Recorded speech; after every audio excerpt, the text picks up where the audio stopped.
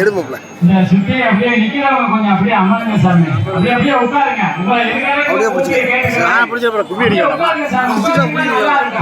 சாமியே சரணமையப்பா. சாமியே சரணமையப்பா. ஐயப்பா ஐயப்பா பகவானுக்கு 8 அவதாரங்கள்னு சொல்றாங்க சாமி. புராணத்துல பிரம்மாண்ட புராணத்துல 1614ஆம் நூற்றாண்டுல வியாச முனிவர் எழுதின பிரம்மாண்ட புராணத்துல கடைசி அத்தியாயத்துல வருது. அதாவது இவருக்கு வந்து 8 அவதாரங்கள். ஆதிசாஸ்தா, காலசாஸ்தா, பாலசாஸ்தா, சம்பவன சாஸ்தா, கல்யாண சாஸ்தா, கிரத சாஸ்தா, ஆலய சாஸ்தா, கடைசி அவதாரம் தர்மசாஸ்தா.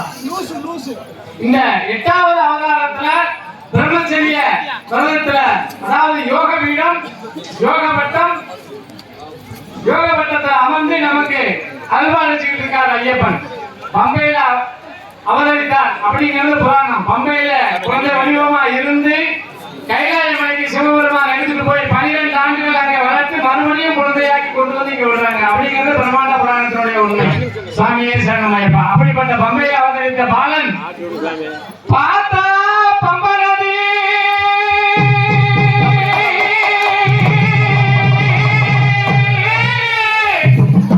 பக்கத்தில சபரிமலை